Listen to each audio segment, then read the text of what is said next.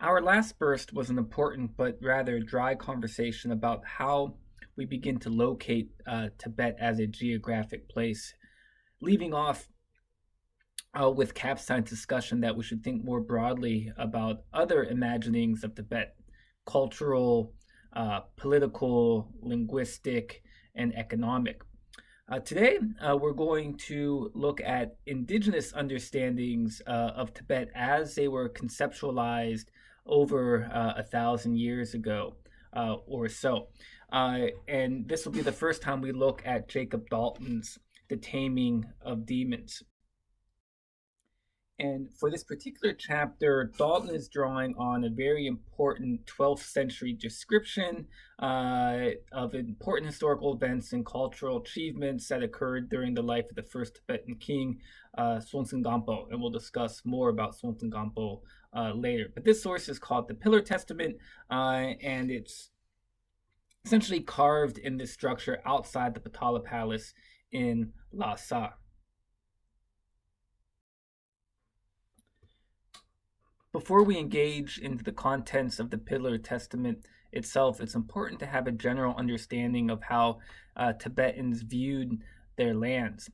And basically, Tibetans had the idea that the land itself was animated by different types of spirits and demons that could sometimes turn violent. And there are many categories of these demons. Some of the most common are known as Nyen, and these would be the kind of the ghouls and goblins that roam the mountains and hills. So mountains are very sacred in the Tibetan landscape, partly because they house, or these are the adobes of spirits. There are also Tsen, and they're more vampire-like. And similar to the Nien, they live in mountains and high hills, but often more specifically in the rocks of those places. Another common category are Lu, and these are serpentine water spirits. And as water spirits, they commonly inhabit bodies of water such as lakes, rivers, and streams. So again, the Tibetan landscape is animated by all of these supernatural forces. Another type of supernatural being that inhabited the Tibetan landscape were the Rakshasa or the Rakshasi. And these particular types of spirits or demons were infamous because they were often the most violent. In fact, they were known sometimes as being man eaters.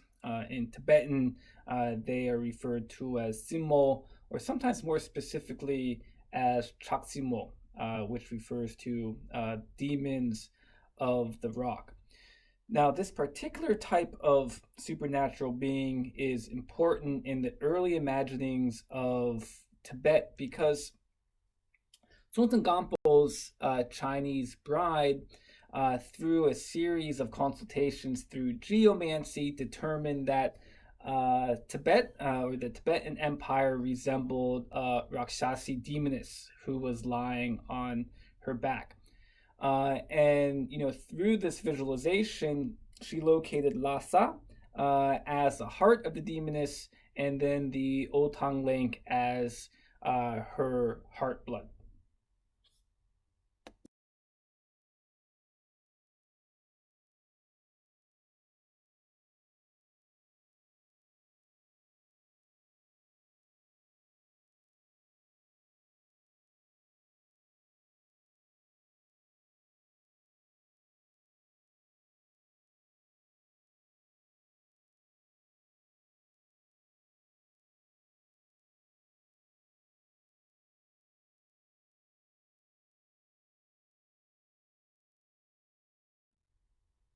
So voila, here's our demoness. Remember, Songtsen Gampo's Chinese bride says the Tibetan landscape resembles this demoness lying on her back. So what's the solution? Because essentially all of Tibetan land is being inhabited by this potentially man-eating demoness. Well, the solution was we can tame the demoness. We can pin her down, and we need to pin her down with cultural, but more specifically and more importantly, religious sites and sacred temples. And so Songtsen becomes famous for constructing 12 temples that essentially pin down the demoness at her appendages. And then in the center, where the heart is, and of course, remember that's Lhasa, the Jokang is erected, which is the most important religious site in the Tibetan landscapes. So if we look at where these holy sites were constructed, they also begin to chart a Tibetan geography. But again, this geography is not determined by natural borders, nor is it determined by cities, but rather they're determined by these religious sites, and these religious sites were believed to tame a demoness that could become violent and could cause a lot of unpleasantries for Tibetan people. And why is we now need to return to the ever important question of why this story is important and how this story enriches our understanding and complicates our understanding of where Tibet is. Well, first, of course, it would be silly to assume that Tibetans believe that their land is actually the dwelling of this demoness.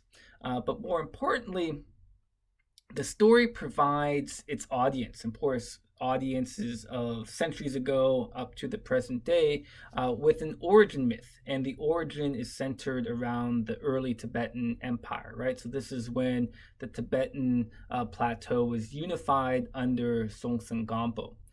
And this particular empire was also converted en masse or wholesale to Buddhism. So again, it wasn't these dislocated locations or cities that converted to Buddhism, but rather it was the entire area as a whole.